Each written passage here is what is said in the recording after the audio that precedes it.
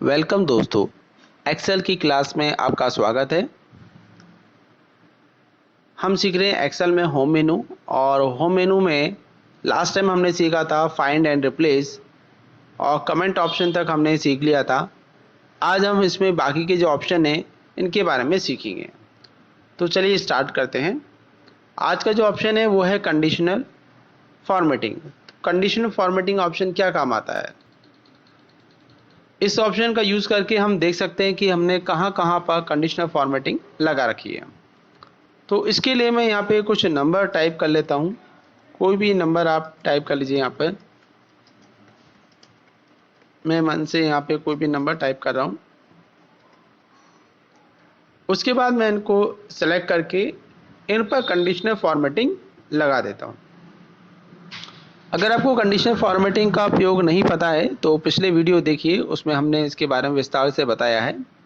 अभी संक्षिप्त में हम देखते हैं। यहाँ पर जैसे मैं यहाँ पे कंडीशन फॉर्मेटिंग लगा रहा हूँ और यहाँ पे मैं ले लेता हूँ इक्वल टू, और इसमें मैं दे देता हूँ यहाँ पर 15। तो इससे वो सेल हाईलाइट हो जाएंगे जिसके अंदर वैल्यू 15 होगी। मैं ओके कर देता हूँ। ये देखिए, तो जहाँ पर 15 था वो तो सेल सेलेक्ट हो गई, लेकिन बाकी सेल जो है नॉर्मल ही हैं। तो हमें ये नहीं पता लगेगा इनको देख के कि इनमें कंडीशन फॉर्मेटिंग लगी हुई है या नहीं है। तो अगर आपको पता करना है कि स्क्रीन पर कहीं पे भी कहाँ पे आपने कंडीशन फॉर्मेटिंग लगाई है, कहाँ नहीं लगाई है, तो वो हम इस ऑप्शन से देख सकते हैं। इसके लिए फाइंड रिप्लेस पे जाइए और यहाँ पे जो कंडीशनल फॉर्मेटिंग ऑप्शन है इस पर क्लिक कर दीजिए। तो देखिए वो सेल अपने आप सेलेक्ट हो जाएंगे स्क्रीन पर जिन पे आपने कंडीशन फॉर्मेटिंग लगा रखी हो। तो कंडीशन फॉर्मेटिंग कहाँ लगाई है, कहाँ नहीं लगाई है, वो हम इस ऑप्शन से सीख सकते हैं।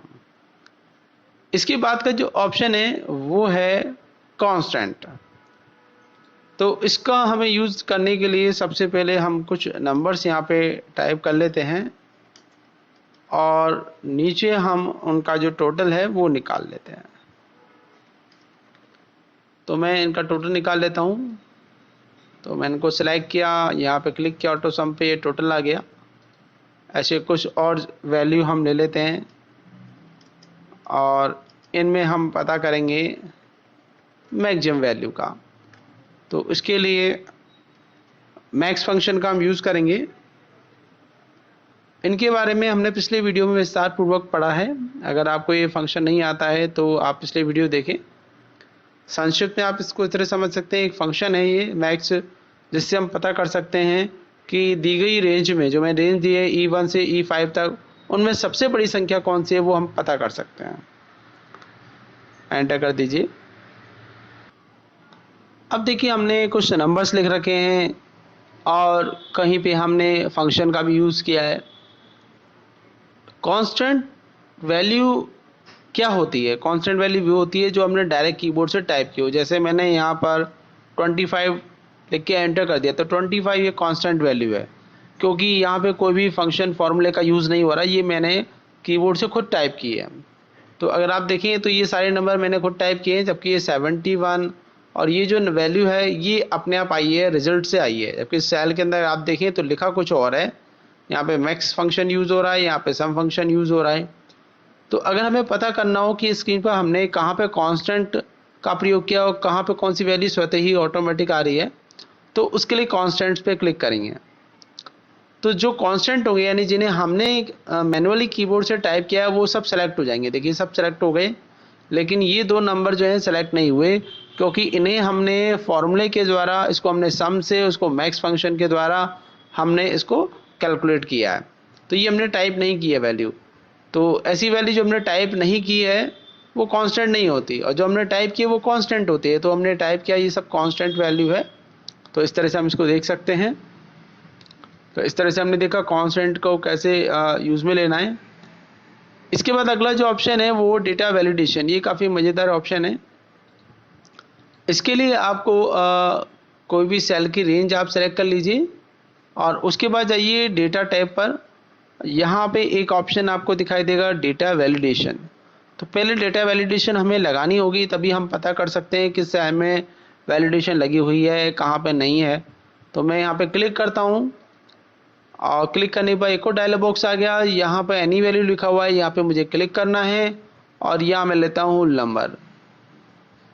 यहाँ पर मैं रेंज दे देता हूँ, रेंज में देता हूँ यहाँ पर 10 से लेकर के 50 तक और मैं ओके कर देता हूँ। तो ये मैंने रेंज दे दी 10 से 50 इस सेलेक्टेड एरिया में।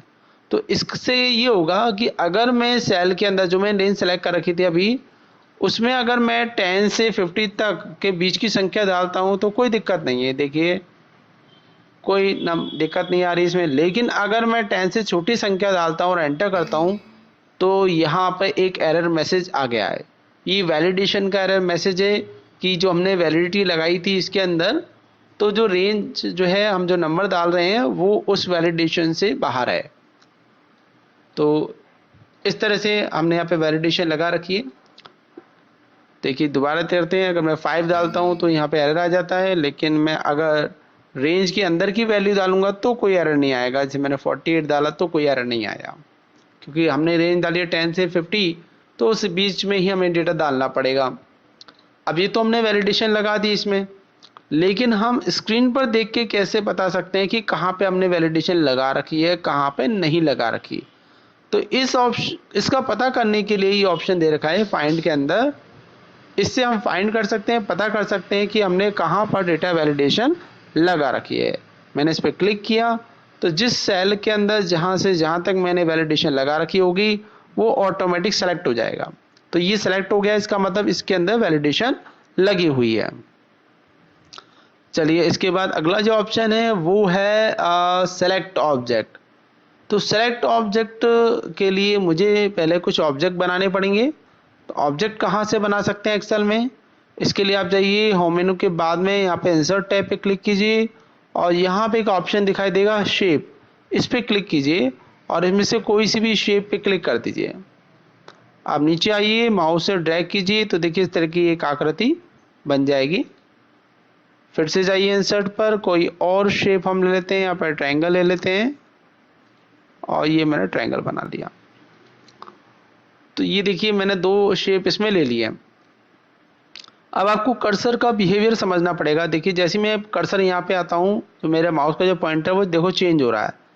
बाहर आने पर तो वाइट कलर का, अंदर आते ही ब्लैक हो जाता है, शेप बदल जाती है, 4 एरो नज़र आते हैं। अब मैं इससे देखो इसको मूव कर सकता हूँ, दोनों शेप को मैं मूव कर सकता हूँ। और जब मैं वाइट जगह पे क्लिक करता हूँ तो देखिए सेल सेलेक्ट हो रहा है और इन सेल में मैं कुछ भी टाइप कर सकता हूँ।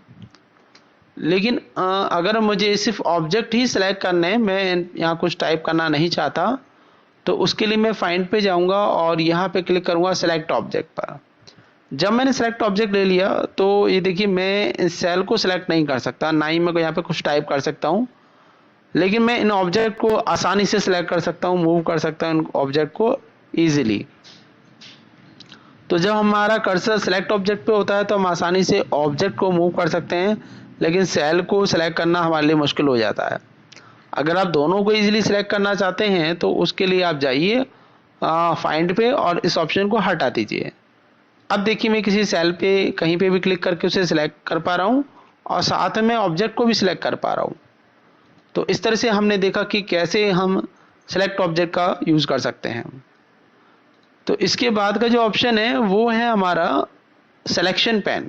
इस पर क्लिक करते हैं तो इस पर क्लिक करने पर देखिए यहाँ पे जो जो हमने ऑब्जेक्ट ले रखे हैं उनके नाम आ जाएंगे और क्लिक करते ही वो देखिए ऑब्जेक्ट पूरा सेलेक्ट हो जाता है अपने आप ही। यहाँ से हम देख सकते हैं हमारी जो पेज है एक्सेल का उसमें कितने हमने ऑब्जेक्ट बना रखे हैं, शेप बना रखी है, देख सकते हैं। और साथ ही इनको शो या हाइड भी कर सकते हैं। ऐसे इसको हाइड करना है, आपको छुपाना है, क्लिक कर दीजिए, देखिए हाइड हो गया ट्रायंगल और क्लिक किया तो आ गया। ओवल को आपको हाइड करना है तो क्लिक किया आपने, ये देखिए ओवल हाइड हो गया और फिर से लाना है तो फिर से आ जाएगा। यही ऑप्शन यहाँ पे देखें, सबको हाइड करना है तो हाइड ऑल और सबको शो करना है तो शो ऑल। तो इस तरह से हमने सीखा कि फाइंड मेनू के अंदर constant, data validation, select object और सिलेक्शन पेन का हम कैसे यूज़ करते हैं। वीडियो पसंद आया तो प्लीज़ लाइक करें। अगली वीडियो में हम इंसर्ट टैब के बारे में पढ़ेंगे, तो वो वीडियो आप ज़रूर देखें, ध्यान से देखें, काफ़ी यूज़फुल ऑप्शन है। वीडियो देखने के लिए धन्यवाद। Thank you.